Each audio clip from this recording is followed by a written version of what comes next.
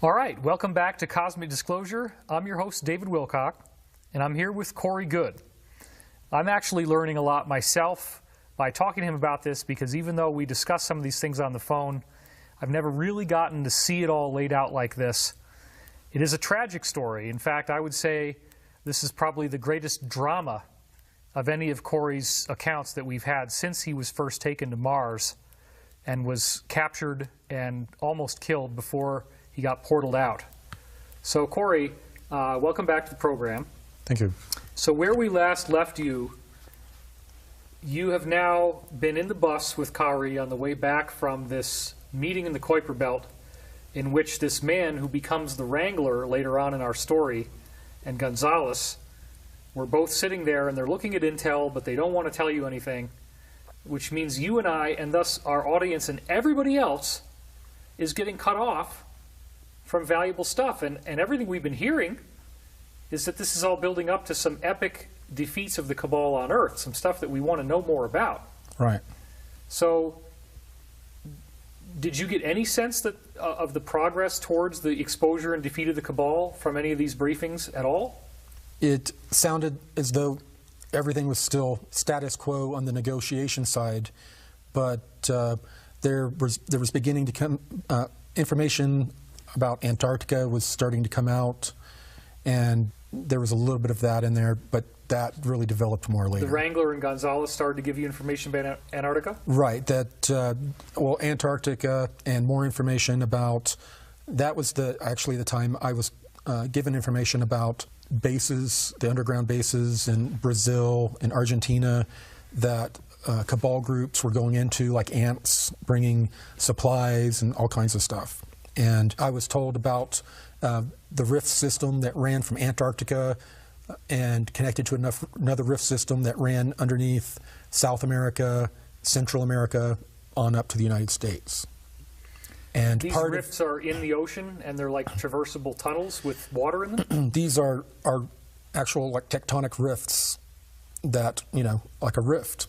And a crack between the plates of the Earth. And some of the area was completely underwater. In some areas, they had built out towards the top, little bases or outposts. But the area was so incredibly huge, and they described what they called black subs that were the size of container ships that carried shipping containers full of, you know, beans, bullets, everything needed. And they were traveling underwater, propelled electromagnetically underwater through this rift system all the way to Antarctica, where they had a port. All right, I want to bring this to your attention, Corey, because I don't know if I've ever said this to you. My insider, Bruce, who I met through Hoagland, who's a major part of the new book, Ascension Mysteries, told me that he may be leaving, that he may have to go to Argentina or somewhere in South America. And when I asked him why, and remember, this is a guy who worked for the Reagans, he told me that they are moving everything out of North America, Europe, all that. They're migrating down there, and it's because there is this massive effort against them from Putin, is how he was explaining it. Then we independently had Pete Peterson basically tell me the same thing, not that he was going to be leaving, but that there is a massive transportation of all kinds of assets, personnel, personal items from high-level Cabal people. They're moving their houses, their families, their staff, everybody. They're trying to hide out. Now, why do you think, or were you told, why are they hiding out? Well, because of the way things were going for them, was what I was told at this meeting. But later on, I was told that they, at least some of them that were headed down to Antarctica, had the belief that there was going to be some sort of solar kill shot or huge, you know, plasma waves that were going to hit the Earth. And since they couldn't escape the Earth at the time, they were going to hide out under the ice shelf. And this gets back to the Hindu, Zoroastrian, Christian prophecy of the so-called glory of the Lord, or this big solar flash event. Correct. Okay. So, but can you also corroborate the intel that I got from Bruce and Peterson that these people feel like there's going to be some epic public defeat of them, exposure of them, and that's part of why they're on the run. Oh yeah, this is the part of the cabal that is not negotiating. There's part of the cabal that's negotiating with the Earth Alliance, and then there's another part that is not up for negotiation. Don't even consider it. Okay, so let's now move forward on this. And what is the next noteworthy thing that happens? Did you talk to Kari and find out more about what Gonzalez was up to while he was in the inner Earth?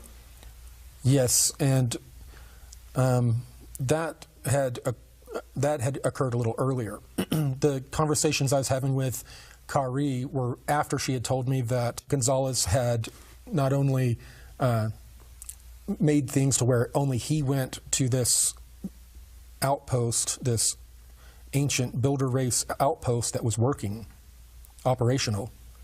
He had them take only him to that, and also to another meeting right after, which was very similar. It was the exact same station that we had gone to outside of in Jupiter's orbit.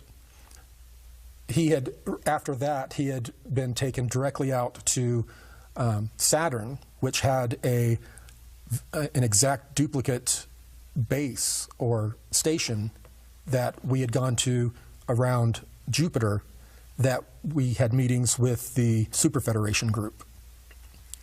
But when he went to this, it was the same thing. He went through this, not really portal, but some sort of a time anomaly, to where you have to go in and come out in the same way. They went in the same way. They docked. There were no other vessels. There was nobody in the station at all. And she took him to the exact meeting room that we had been in, where everyone would sit in these horseshoe-shaped areas where they were assigned. And he saw one of these beings again that was out at the Venus location. And once again, he was told that he lacked humility, and he couldn't go ahead with the meeting. So I want to double click on Venus a little bit here, because I have had an incredibly hard time getting any information about any unusual activity going on in this planet, around this planet at all. It's mostly a no-fly zone for various SSP groups. So let me tell you what I have heard from various insiders whose testimony corroborates with yours, and we'll just take it from there. First of all, I talked to Pete Peterson about it, and from his level of need to know, that's a very important point for everybody to remember, his level of need to know, he was told that the planet is very hot because of all the clouds, and that that there are some developments from our space program there, but that they have to be staffed by androids because humans can't handle the heat. That's what he was told.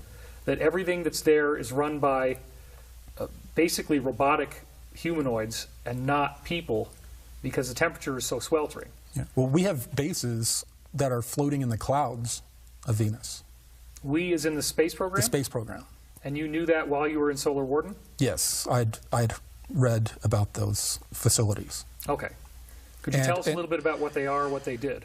Well, they were listed as research facilities that were somehow suspended in the clouds of Venus, and that there were also some on the ground that were built pretty much just like the high-pressure underwater bases. Would you like to hear what Gonzalez reported that he saw? Yeah.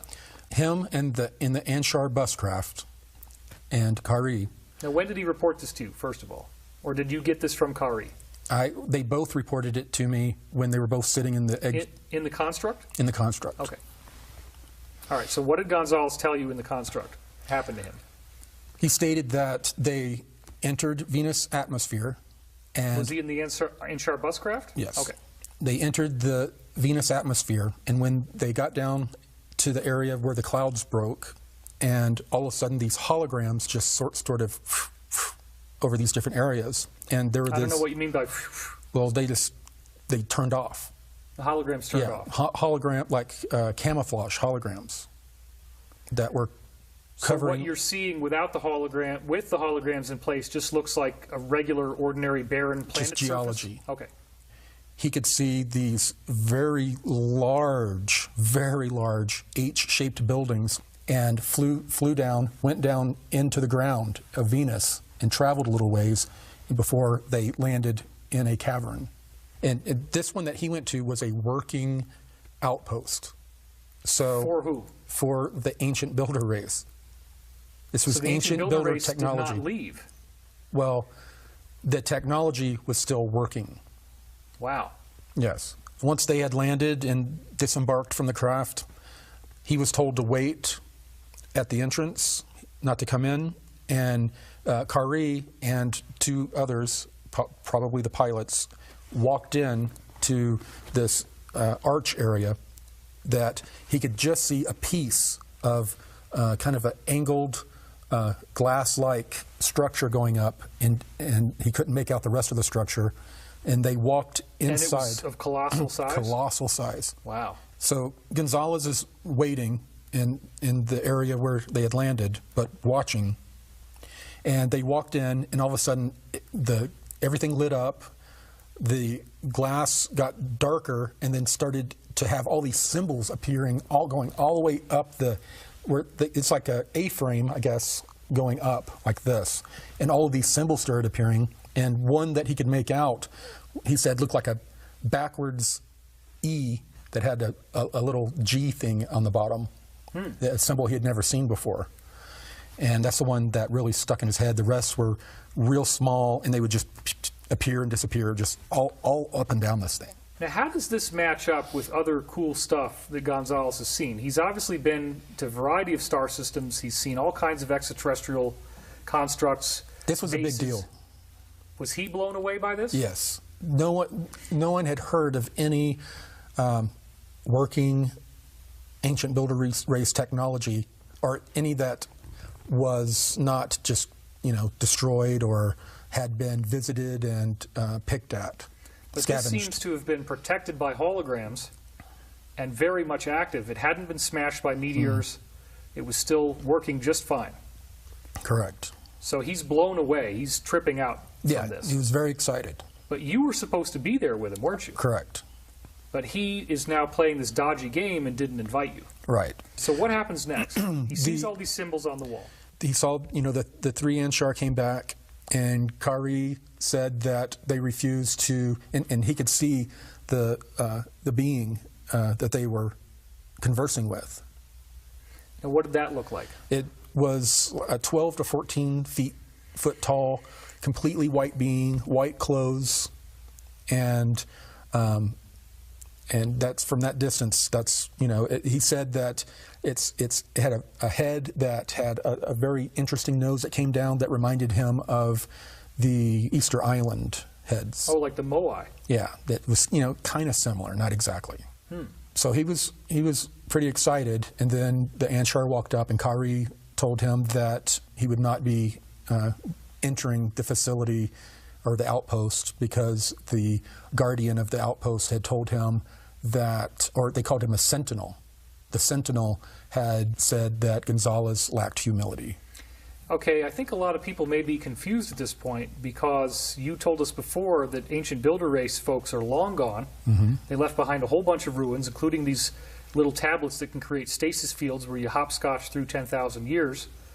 Now you're saying that there is a being that looks like Easter Island that's 12 feet tall is still there, hanging out for 2 billion years? Yes, but it seemed to have been materialized or projected from this outpost. Right, like the same thing with the holographic projections of clouds and then these projections of symbols. Right. So this may not have been a living being. It was not as much as some sort of super high-tech repository or projection. Wow. So after that, they left, and he again had talked his way, and I talked about what had happened around Saturn, and that was a real short non-meeting because he was told again he lacked humility and was turned away. This would have been a meeting with the Super Federation, and it took place in the same room? No, this was a totally different station that was an exact duplicate of the station that the Super Federation was meeting on. But this one was not, the second one was outside of Saturn, not Jupiter. Oh, you were supposed to be there with him, and he had outfoxed you somehow. Yes, and at that location, they asked to meet with the name that they call me. Okay, now, and I know you can't say what that is, and I respect that. The Blue Avians have only ever spoken to the SSP Alliance through you And Gonzalez. and through Gonzalez. Now he's cutting you out of the deal, but did the Blue Avians tell him to cut you out of the deal, or did he just make this decision on his own? That was his own. He was in a reactionary state. Sure. So both of these meetings get blown, and they don't happen. Let's go to the next part of the story. What happens at this point? He is taken back to the ANSHAR city, and it was very shortly after that that he had officially worn out his welcome and was sent back to the Kuiper Belt base. And that's where he's remained until I was told that he went off for healing with the Mayan group. And that's interesting because I remember back when you were still on good terms with him that he had warned you at one point that you might not see him much longer. The way he stated it was if he were to disappear and no longer, and didn't have a chance to say goodbye, that I should understand that he has gone, it was his turn to go in with the Mayan group for healing, the healing technology they have. It's really kind of sad that this ended up happening the way that it did. You and Gonzalez were good buddies, and now he's basically trying to stab you in the back. And I think a lot of people watching the show, they might want to have had a very benevolent view of Gonzalez. They've seen him as a hero. They like him. I like him. I mean, he's just in a triggered state. He's, upset. Did he have, I don't know if you can say this, but I guess since he's outed now and they know who he is, I mean, did he have family here on Earth? Did he like lose people? He told me that he didn't have family, but later on he said that there were people he cared about that he was worried about. But he was not going to give me any specifics about people close to him. But you said that he had this very important job liaising with the Earth Alliance and that he was of critical importance in this whole SSP Alliance plan to try to get full disclosure on Earth. Yes. So he himself apparently just couldn't forgive you for what had happened here. Yeah, one of his friends and colleagues was dead and another one was missing. And he was outed and could no longer perform his job. We've also heard from you before that there has been a breakdown in communication between the SSP Alliance and the Earth. And you mentioned in the previous episode something really fascinating, which I hadn't understood until we're doing this on camera. That the SSP Alliance couldn't just show up on Earth whenever they wanted. That they had to do all of this stuff they were doing covertly. Yes, some of it was done covertly, but they were doing a lot of it overtly. They were getting clearance, to land at the LOC. You can't just land at the LOC and disembark a bunch of people and go into a meeting room. Right. So they had, until they were outed, they had a lot more, I guess, ability to move around. So, and during this time, the ANSHAR were really working on trying to get a meeting with the Super Federation, the Draco, and other groups that had signed this, what they called that Muhammad Accord, that would allow them to interact with humans more openly. All the signatories of this treaty had to agree to change it, to ratify it.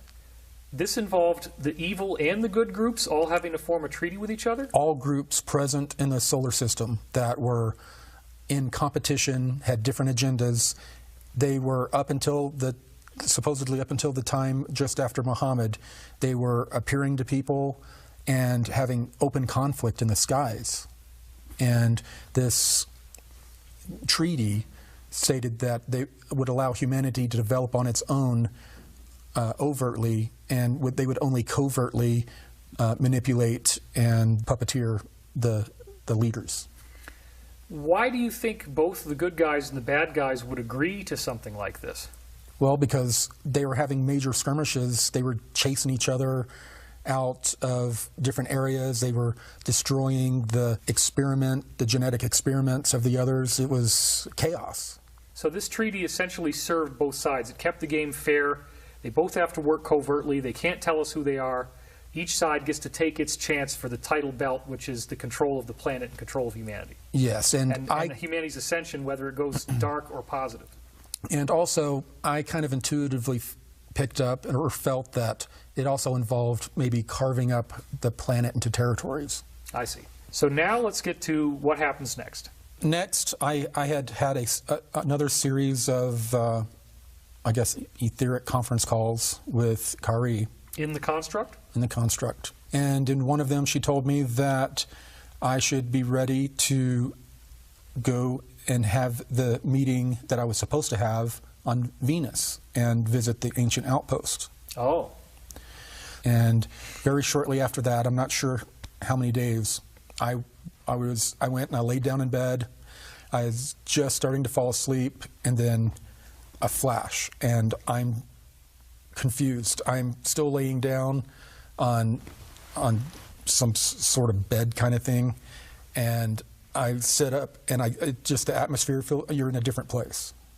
And Kari was there. And she said... And this is not the construct now. This is real. This is real. Okay. And she said, it is time for us to make our way to the outpost. Wow. So we boarded a different ANSHAR bus that had different colored seats. One of them had sky blue colored seats, and then the one we got in this time had like burgundy-ish color seats. And it was a little bit different. That there were two chairs on this side, and then there was like a big wraparound kind of couch that went instead of seats being on the other side. How futuristic did it look compared to anything we would build here on Earth? There was nothing that you would look at and say that's an engine compartment, that's where thrust comes from. They had windows that wrapped all the way around the back and came up, and then in the squared off area in the front, and everything was white, and it looked like real thin material, whatever was between you, the bulkhead, between you and what was outside of the fuselage of the craft. It was very thin. Okay. So you just get this flash, and now you're on board this craft in a bed. No, we had to board. We had to leave a room and then walk a little ways into the flight control area. And did the room look consistent with other inner Earth areas that you'd visited before? It was a white room. And you fly through a portal? How do you get out of there? Well, the same way, we fly out through the blue swirl. Okay.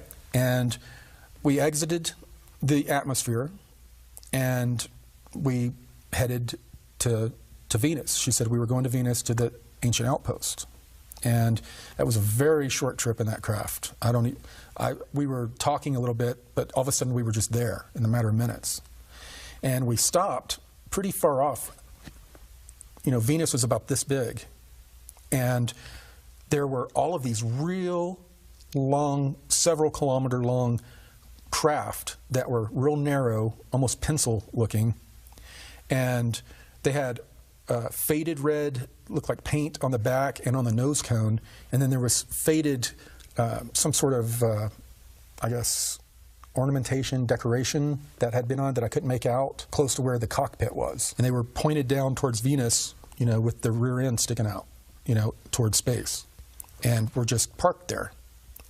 And then there was one of the big craft that just immediately appeared in front of us and blocked our way. And I didn't hear anything, there was no radio chatter. So you have no idea who these people are, where they came from? And nor was I told. Wow. And she said, we'll need a few moments. This was, I guess you would call a scheduling conflict. So we're sitting there, and she starts to go in, and we talked a little bit, or conversed a little bit, and then she was starting to prepare me for what I was about to hear. And she also inquired about this, if this meeting was approved, when it would occur, the logistics of it between, the Super Federation, all the groups that were signatories to that Mohammed Accord, or whatever they call it. And she was just starting to get in to tell me about some of the things that the Draco had claimed. They had claimed that millions and millions of years ago, this was their genetic experiment location, and that some of these groups had come in from other star system and had wiped out their colony here, and that there were 3 lost races that they were upset about.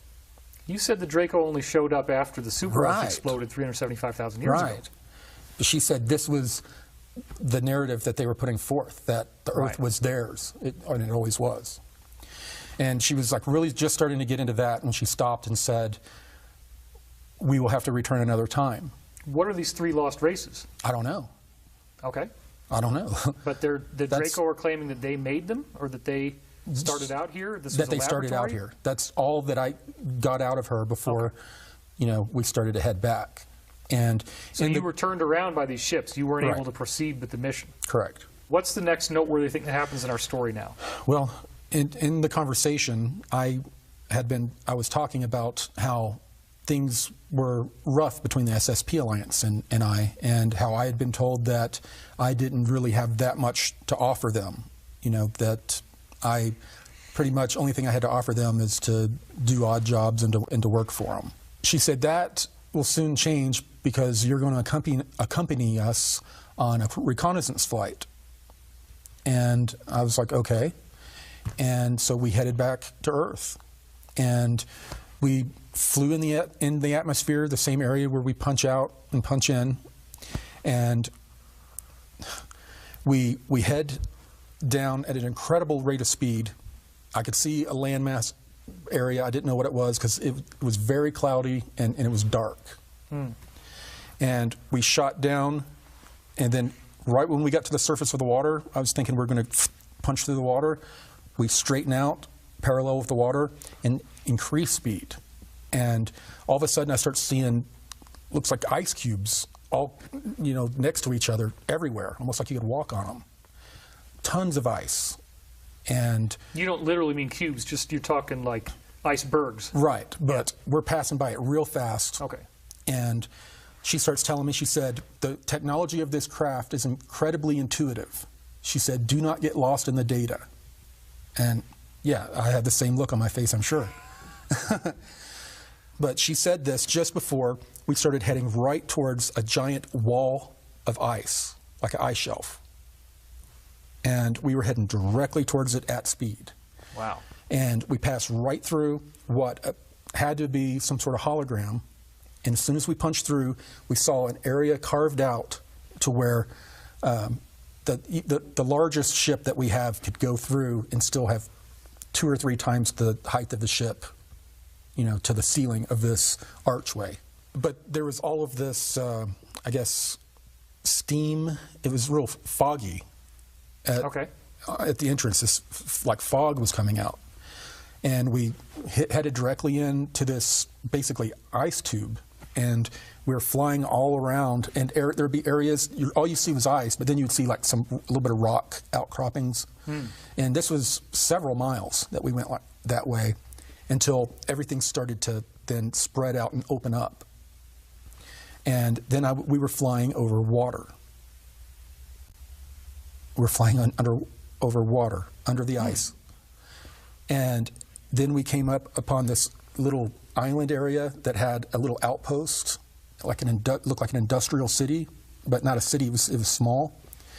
And we're still going at a good clip, and all of a sudden there's land below us. And you can't see it real well because it's very dark. And then we get to an area and you start seeing light, a lot of light up ahead. And the light was penetrating and refracting and reflecting out of this giant ice dome above the ice.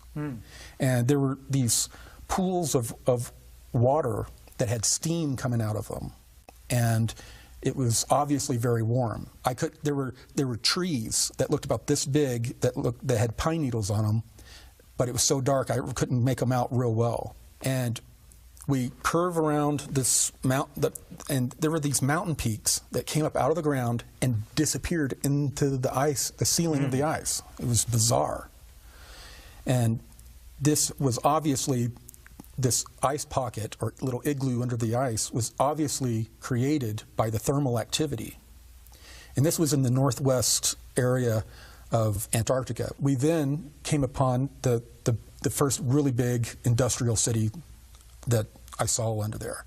And looked like it was, at one time it was, about this size, and then they had built it out, over time. So, but amongst the area that they had built out, there were these huge, shattered and broken H blocks.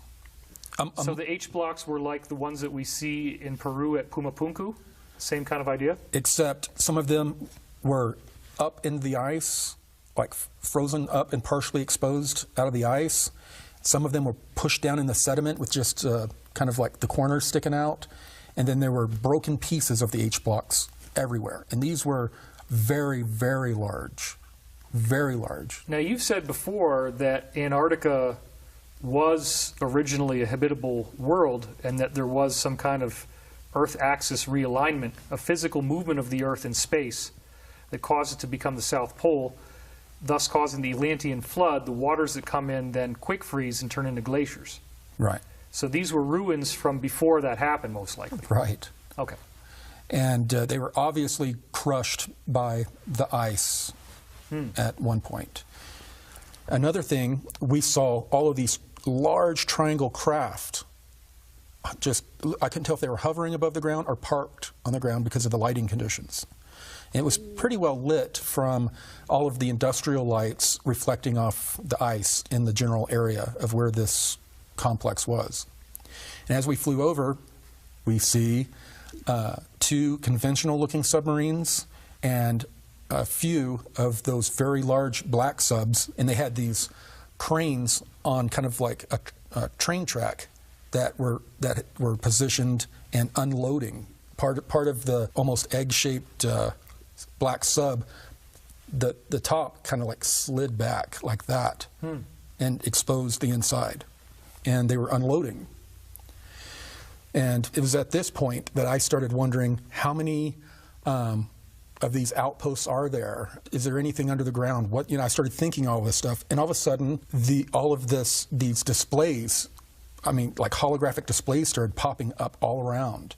And what I didn't mention is when we first entered this under ice area, the ceiling and the floors turned transparent on this craft. Wow. So the view was incredible.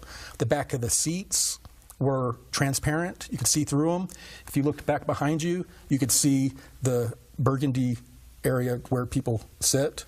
But if you look forward, it was just, you could just see everything. That's wild. Yeah. Now, she had told you this was an intuitive craft. Right. So all these displays started popping up, and I started looking at it, and I was like, wait, I need to see, see what I'm supposed to. She told me not to get caught up in the data. And I really wasn't understanding all I was seeing, everything that was popping up. I saw sort of a map of the area we were in, and I saw 2 large areas and then 4 smaller outpost areas on the map. We pass over that industrial city, it gets darker again, and then all of a sudden we're over like a bay area, and across the end of the bay area we could see which was another city that showed up on the map that popped up for me.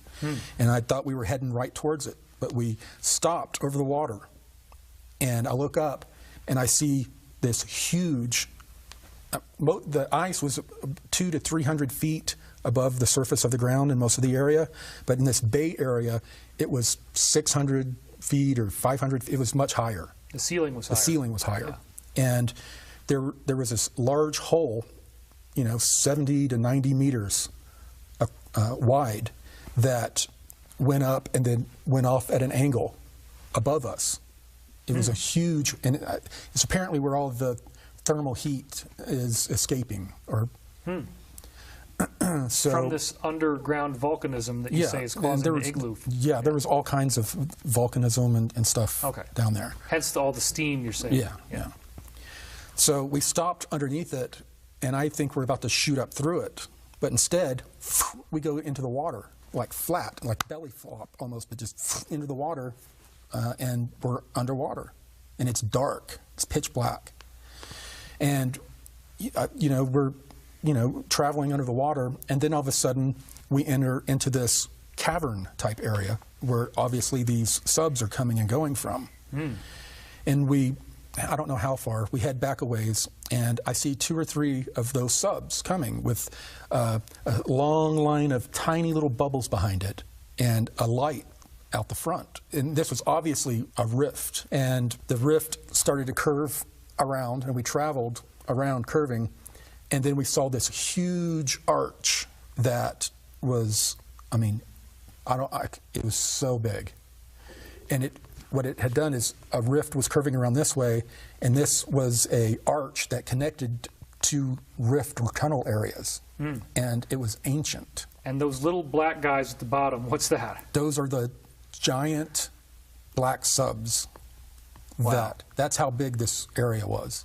It's just huge. And this was built by somebody a long time ancient ago? group. Some ancient group had built this big arch. giant arch. There were cracks, and it was a real smooth arch. There were cracks and areas where like pieces had settled to the bottom, had broken off.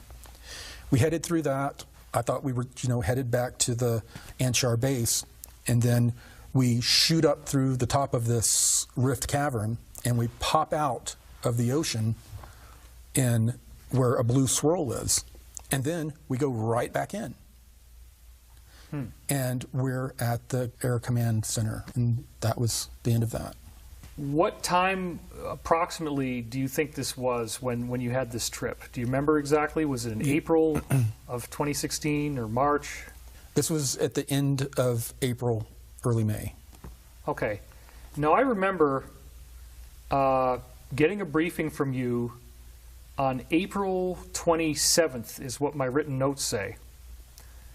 And you had started to get some very unpleasant briefings. In fact, you mentioned that, I think by that point you said you'd had 8 or 9 of them. Right.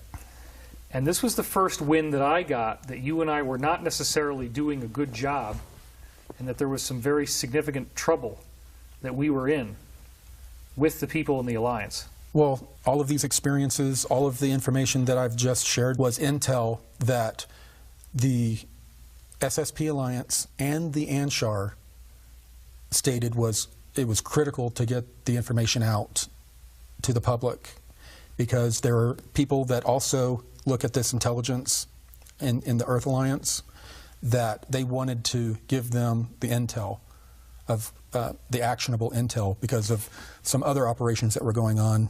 It was time critical. And I guess because of the loss of Gonzalez, they didn't have a way to communicate this intel anymore except through direct effort of you or me doing what we're going to do. Correct.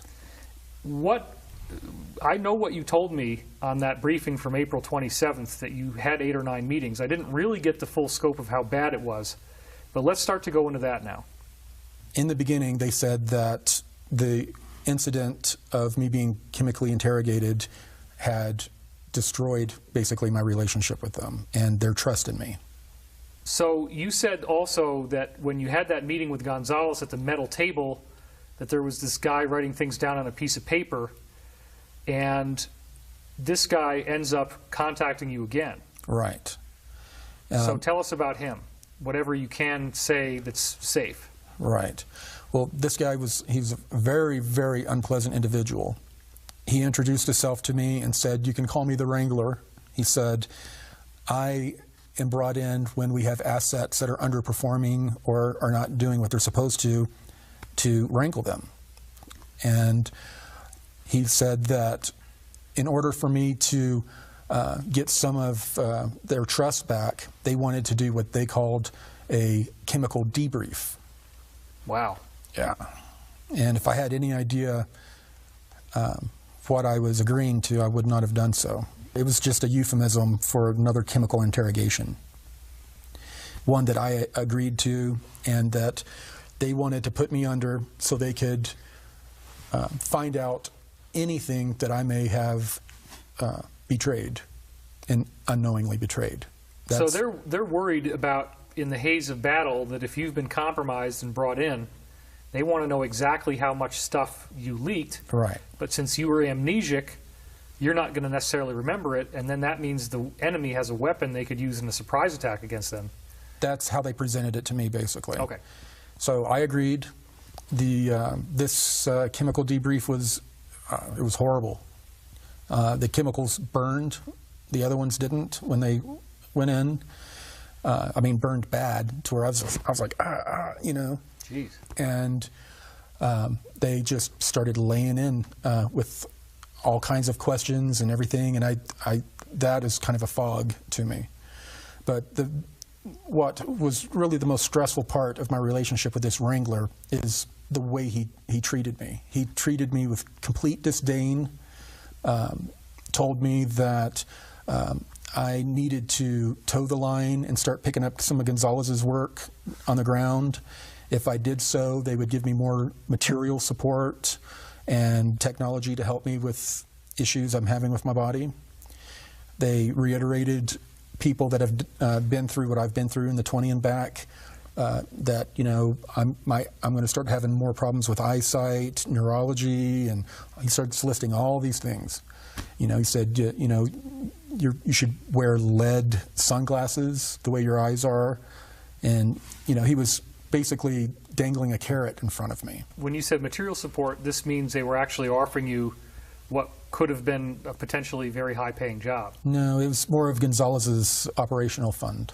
Ah, okay. So it's not like a huge amount of money, but it would have been money. Yeah. The comments that we had, people are like, well, wait a minute, now I'm confused. This is the Alliance. These are the good guys. Why are they treating Corey this way? So could you speak to that for a moment? Well, you know, they came basically out of cabal programs. So, you know, they're damaged individuals. They have intentions of bringing all of this technology and disclosure to humanity, but they're still damaged individuals. And with all of these new influxes of galactic energy that are coming in through the sun and being buffered by the spheres, we're seeing a lot of strange behavior in people, and they're not immune from it. Right. So this vibrational increase is causing, as you said to me off camera, end-time madness. People are acting more crazy. They're emotionally agitated. You also mentioned that their karma, old karma, is coming up for them. Right. People are being forced into karmic cycles until they learn what they need to learn and accomplish what they need to accomplish. Why does he keep bringing you back over and over again? It's all about intimidation and coercion for me to become their asset.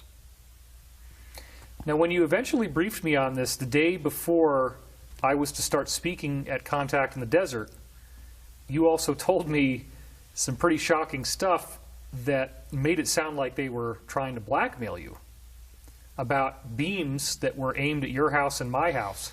Right. So talk about that for a second. They said that they would be able to help you and I with technology that was mounted around and pointed at our bedrooms, where we sleep, that interfered with our dreams and our ability to have cogent thoughts and that kind of thing. That they could basically shut that stuff down. Right.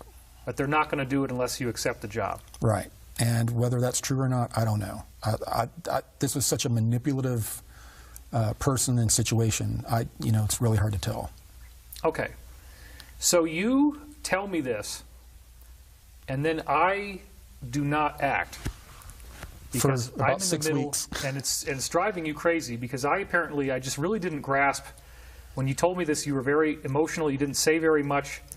I really didn't get how badly you were being tortured or how much of it could hinge on me and what I was doing. So the Wrangler meets with you, and the message is very, very bad. Right, and they gave me basically an ultimatum. They stated that the next time we had a meeting, that they expected me to give an answer on whether I would be an asset or an operator for them here on Earth. And in doing so, I was going to be very much under their control, under their thumb. So I had told you this before when we were in Joshua Tree. And then when I'd gotten home, about a week later, I was waiting for this time on this date when I was going to have this meeting and delivered the message to the SSP Alliance that I was turning them down. And I knew it was going to be very contentious and very upsetting, their reaction. So I'm sitting there and I'm waiting, and a blue sphere comes in the room, and I hadn't seen one in a while. It came into the room, zipped around, did the normal thing. I indicated I was ready, and I was brought up to a blue sphere before tier air. And behind tier air in the background, I could see all the other spheres, and there was a very large amount of what looked like static electricity, like electricity between them. It was very active. And I conversed with tier air, and tier air told me that they had communicated through Gonzalez that I was not going to accept the offer and that they were not to pick me up anymore. And if you had been picked up, what might have happened with the Wrangler? I don't know. It wouldn't have been good, because he was very angry that the intel hadn't got out. He was very angry on several things. He was angry at me too. I mean, you've given me some very contentious stuff about me. Yeah, he's just a very triggered, angry person. So it appears now that you are not going to be abducted by this Wrangler any further. Right. But that also means they're not going to be able to replace Gonzalez with you, and didn't he tell you that you were the only one that could be replacing him? Right. Well, the Blue Avians, they delivered that message through Gonzalez to the Wrangler, and then they went on to tell me that I needed to converse with Kari and let her know that this big meeting over the Mohammed Accords would not be occurring because the groups associated with the Draco were refusing to take part. So without all the signatories, they couldn't have the meeting.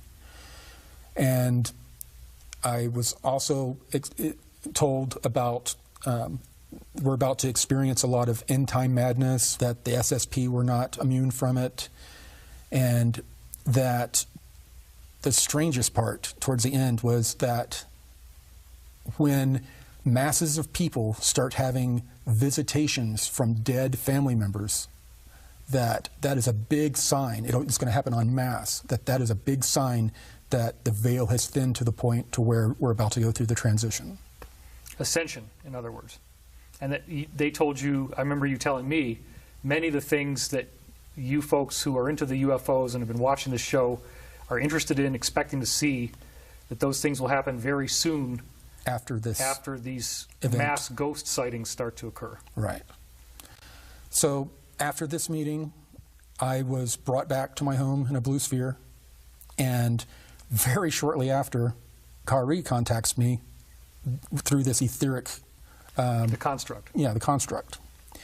And I was reticent to tell her, that her meeting had been turned down, but I did, and she didn't miss a beat. She said, basically this kind of thing is expected. It's basically the opening of negotiations. This is how those beings, basically, that's how they negotiate. Right. And she did not seem disheartened or discouraged by it at all. And this basically brings us up to date now with Yes. what's happened to you up until the time of this taping. It does. So, Corey, again, I am very glad that the Wrangler is not able to meet with you anymore. I was just absolutely tormented when I found out that my inactivity, not writing these articles, was causing you to be tortured. And I did say, and I asked you to tell them, please bring me up there instead of you. I didn't want you to go through this. But now we're off the hook, thank God. So we're getting this intel out. We're going to continue to get the intel out expediently because we do not want to get into this trouble again. Negative. So we've both been inspired. Yeah, we'll call it inspired. All right, and I hope you out there will understand that it's up to all of us to move the ball forward for full disclosure, and you're a part of this too. Your efforts are needed. Help spread the word, let people know about this show, and help us bring about the new golden age for humanity. I'm David Wilcock. This is Cosmic Disclosure with Corey Goode, and I thank you for watching. Remember, this is a guy who worked for the Reagans. He told me that they are moving everything out of North America, Europe, all that. They're migrating down there, and it's because there is this massive effort against them from Putin, is how he was explaining it. Then we independently had Pete Peterson basically tell me the same thing. Not that he was going to be leaving, but that there is a massive transportation of all kinds of assets, personnel, personal items from high-level cabal people. They're moving their houses, their families, their staff, everybody. They're trying to hide out. Now, why do you think, or were you told, why are they hiding out? Well, because of the way things were going for them, was what I was told at this meeting. But later on, I was told that they, at least some of them that were headed down to Antarctica, had the belief that there was going to be some sort of solar kill shot or huge, plasma waves that were going to hit the Earth. And since they couldn't escape,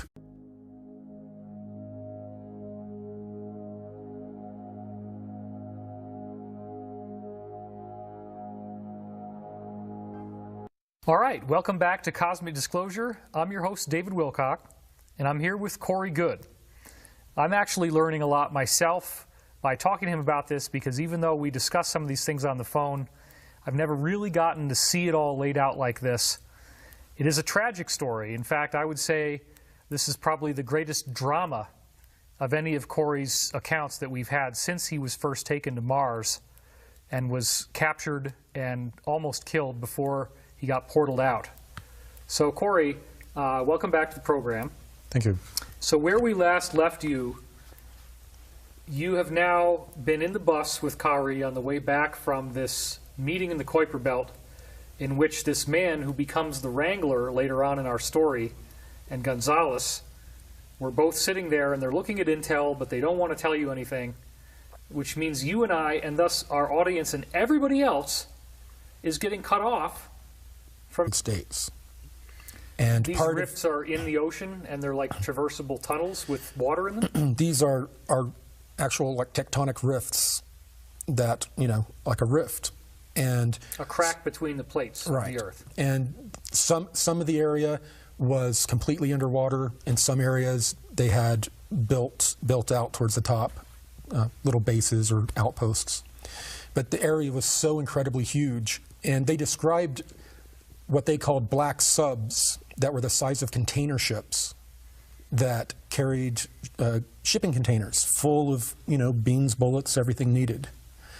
And they were traveling underwater, propelled electromagnetically underwater through this rift system all the way to Antarctica, where they had a port. All right, I want to bring this to your attention, Corey, because I don't know if I've ever said this to you. My insider, Bruce, who I met through Hoagland, who's a major part of the new book, Ascension Mysteries, told me that he may be leaving, that he may have to go to Argentina or somewhere in South America. And when I asked him why, and valuable stuff, and everything we've been hearing is that this is all building up to some epic defeats of the Cabal on Earth, some stuff that we want to know more about. Right.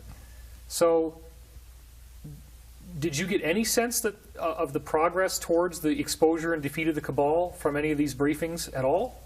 It sounded as though everything was still status quo on the negotiation side, but there was beginning to come information about Antarctica was starting to come out, and there was a little bit of that in there, but that really developed more later. The Wrangler and Gonzalez started to give you information about Antarctica? Right, well, Antarctica and more information about, that was actually the time I was given information about bases, the underground bases in Brazil and Argentina that Cabal groups were going into, like ants, bringing supplies and all kinds of stuff. And I was told about the rift system that ran from Antarctica and connected to another rift system that ran underneath South America, Central America, on up to the Earth. At the time, they were going to hide out under the ice shelf. And this gets back to the Hindu, Zoroastrian, Christian prophecy of the so-called glory of the Lord, or this big solar flash event. Correct. Okay. So, but can you also corroborate the intel that I got from Bruce and Peterson that these people feel like there's going to be some epic public defeat of them, exposure of them, and that's part of why they're on the run? Oh, yeah. This is the part of the Cabal that is not negotiating. There's part of the Cabal that's negotiating with the Earth Alliance, and then there's another part that is not up for negotiation. Don't even consider it. Okay. So let's now move forward on this. And what is the next noteworthy thing that happens? Did you talk to Kari and find out more about what Gonzalez was up to while he was in the inner Earth? Yes, and that had occurred a little earlier. The conversations I was having with Kari were after she had told me that Gonzalez had not only